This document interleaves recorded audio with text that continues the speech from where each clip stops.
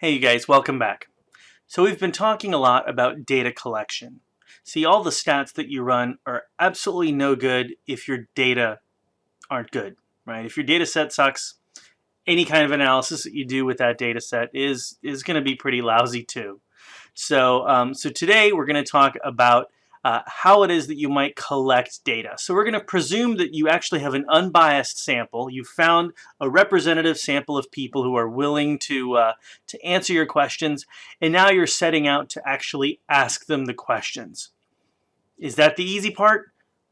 Oh no. No. Asking questions and wording those appropriately is an art in and of itself. So much can go wrong. We'll just skim the surface on all the ways that you can mess up asking somebody a question. Let's check it out.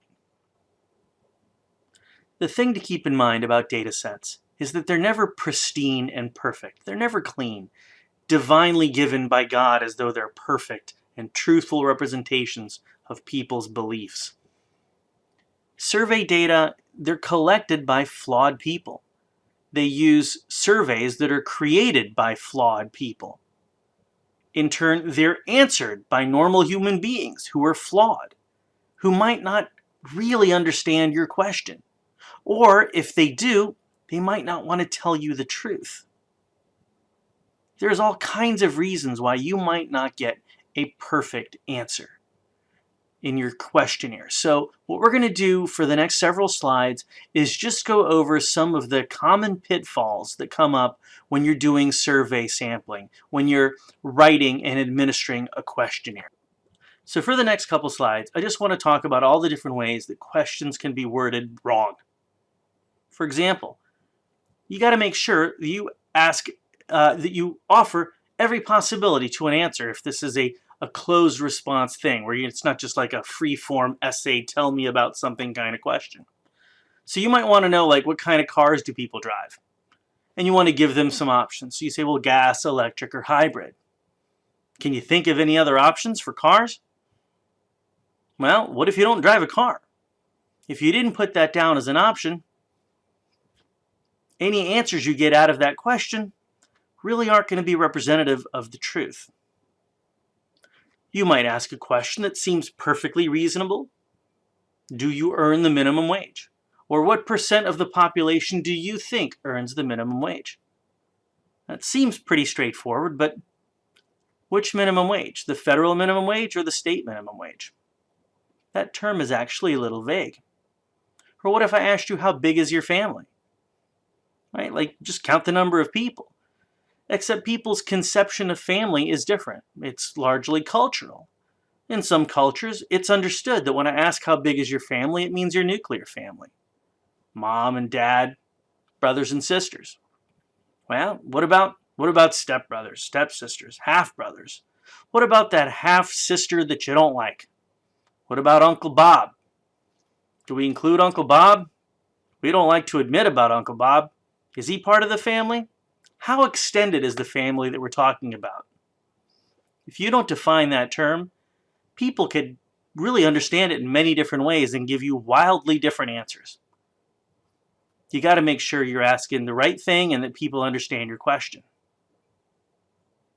You also need to make sure that when you're giving people options to check off, that those options don't overlap. So for example, if I just ask you what your age is, and I ask, well, are you 15 to 20 or 20 to 25 and so forth? Well, gosh, what if you're 20 years old? Which box do you tick? It's a bad question. See, simple, straightforward stuff, but you might not catch it until it's too late. There's something called acquiescence bias. This is just that people are more likely to say yes to something than no. In fact, they're also more likely to say they agree to something than disagree. But actually, we found that the bias towards yes is bigger than the bias to agree. And so you'll see people in questionnaires asking, do you agree or disagree, as a way to get around acquiescence bias, because people will, they really like saying yes. It's hard to say no. What if you're asking a sensitive kind of question? Social desirability bias comes into play. So if I ask you, do you wash your hands after going to the bathroom? Now, not everybody does. I don't know what that percentage of the population that doesn't wash their hands is, those gross people. But people who don't wash their hands know that's really disgusting. And so if they're looking at a stranger who's asking them, well, sir, do you wash your hands? You can be like, yeah, totally, always. Totally always. Even if you don't. Because you don't want to look that stranger in the face and admit that you're disgusting. So you don't tell the truth. But what that means for you as a researcher who's deploying this questionnaire or this survey is your data suck now. Some questions are just blatantly loaded. Try this one on for size.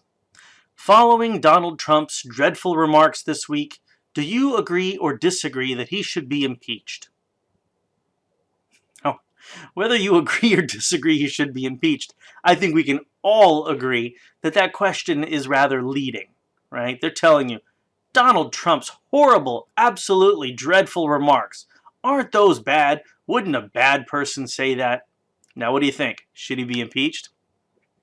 If you were on the fence before, the wording of the question might just tip your answer towards the agree to impeach option. And that just means it's going to be reflected, unfortunately, as a biased answer in the questionnaire, even if you really didn't have a strong opinion on the matter. If you're one of the few people on the planet that doesn't have a strong opinion on that matter. Far more subtle is the order in which answers are presented to a respondent in a questionnaire. See, if I ask you a really confusing, long-winded question, your eyes glaze over, you might not understand it, and then I say, well, what do you think? Option A, B, C, or D? It turns out that people are much more likely to offer answers A or D. Even if they don't understand what answers A and D mean, they feel pressured to give an answer and they'll go for A or D because those answers kind of stand out. See, answer A stands out because all of a sudden I say, what about answer choice A? And then you snap back into it and you're like, oh wait, I got to pay attention. Or you totally zoned out throughout the entire question. And then I say, well, what's your answer? And you're like, oh, wait. The teacher was asking me something. The questionnaire was asking me something. What was it? And you remember like the last 5 words that the person said, and you piece it together and you go, yeah, that option. Option, the last one you said, whatever that was.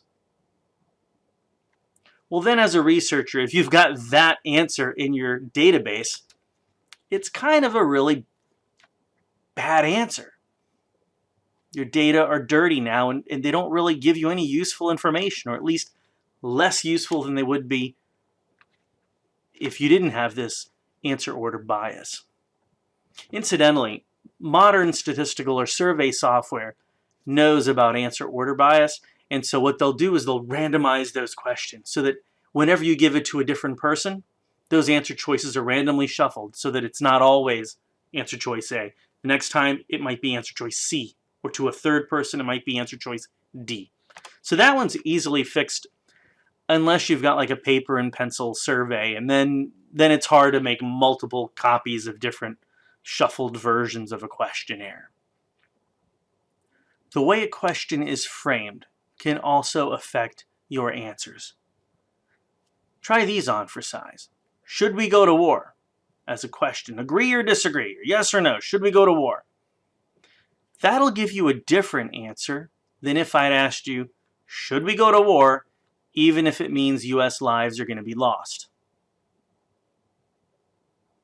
It'll actually give you very different answers. Should taxes be cut? Absolutely. Everyone agrees taxes should be cut. Should taxes be cut if it means firing teachers? That sounds different. Should taxes be cut if it means that the deficit increases? Oh, now this is tough. There are like trade-offs and stuff. The question really focuses on the cuts, but if you add in this extra bit of information about the consequences of those cuts, you'll get a very different response. Now, sometimes people who do questionnaires aren't actually looking for an honest answer. They're trying to lead you towards an answer. And so they might phrase the question in a particular way. See, if the teachers union was trying to fight a tax cut, then they would say, should taxes be cut if it means firing teachers? And, oh, no, we don't want that. More taxes. Just as a matter of self-preservation, the teachers union might phrase a question in their own questionnaire that way. You should really be on guard if you're answering a questionnaire or if you're administering it, not to frame the question in a particular way that elicits a particular answer. Compound questions. Now that's another one that just comes up a lot.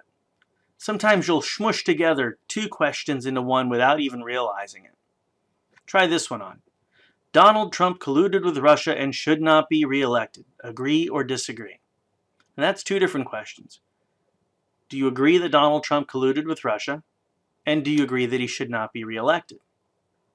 But then how do you answer this question if you think he shouldn't be reelected even if he didn't collude with Russia?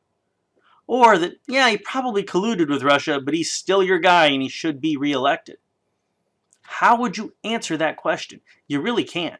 And so if you're compelled to answer that question, really what you're going to contribute to the data set is noise, because you'll randomly pick agree or disagree. Actually, with agreeability bias, you'll probably randomly pick agree a little bit more than disagree, even if you have no opinion on the matter. If I'd asked you, teachers should not be required to take attendance in class, do you agree or disagree? Now this one is, it's a little bit difficult to interpret if you're listening to this question being asked to you. So, do you think teachers should not be required to take attendance in class? I agree. I don't think teachers should be required to take attendance in class.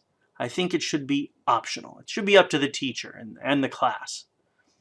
Okay, so the agree part, that one I think you can understand it. But what if you disagreed with that sentence? What does it mean to disagree with the statement that teachers should not be required to take attendance in class? Now that's a double negative, and my brain gets dizzy just trying to disentangle that. So I disagree that teachers should not be required to take attendance in class. So I guess that means the teachers should be required to take attendance in class? Yeah, that's probably how you would interpret that. But you see, if you ask somebody that question, like you're standing there face to face, you got your clipboard and you're like, sir, ma'am, do you think teachers should not be required to take attendance in class? To agree or disagree? Your respondent shouldn't have to interpret the question and the possible answers, and in fact rephrase the question in their mind depending on whether it's an agree or a disagree. It's not worth the effort to them. They'll be like, yeah, whatever, agree, because of agreeability bias, right? So the double negative thing is just going to throw people off. So try phrasing that question more positively so that it doesn't do a double negative. For example, teachers should be required to take attendance in class. Agree or disagree? Well, then either way that you go on that, it's easy to interpret those results, those two options. Okay, so try to avoid unnecessary negatives. And finally, anchoring. Now this one is really subtle.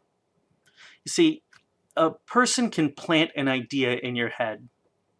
It's true. For example, if I told you, close your eyes. In YouTube land, are you closing your eyes? Close your eyes. Try this on. All right, if they're closed, don't picture an elephant. Don't do it. Don't imagine an elephant. Don't imagine a pink elephant wearing a tutu. Don't do it. Think of something else. All right, now you can snap out of it. Didn't you think of an elephant? Of course you did.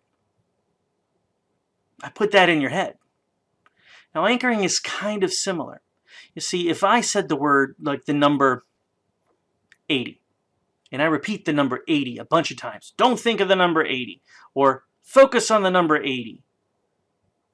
On your last exam, did you get above an 80 or less than an 80? Is 80, I keep repeating the word 80. It's kind of stuck in the back of your subconscious. And then I say, what percent of the American public earns the minimum wage? Now, you know it's not 80, but that 80 is still in the back of your mind, and it's kind of pulling whatever guess you would have had, it's pulling it up towards 80. It's pulling it up towards the high end. So even something as very simple as a question number can have this effect. So for example, if I had said, okay, ma'am, the questionnaire is almost over. We're finally to question 80. What percent of the American public earns the minimum wage? Just by me throwing out that number 80 can actually bias somebody's answer. Now, all of these things can be misused. In fact, by some marketers and some political parties and political activists, they're purposefully misused. So at least as a consumer of the news, you should be aware of these things. And if you're answering a questionnaire, you should know how you're being misled. But then more broadly, if you're just a consumer of the statistical news, like in a newspaper, and they talk about the results of some survey, always keep in mind that not all surveys are honest, and they could have very subtly phrased their questions to elicit a particular response that they may have wanted. So be on guard. Any kind of survey sampling tends to be fraught with difficulties. It's a dirty science. So, tread lightly, tread carefully. Okay, well, that's it for now. Thanks for listening. Take care.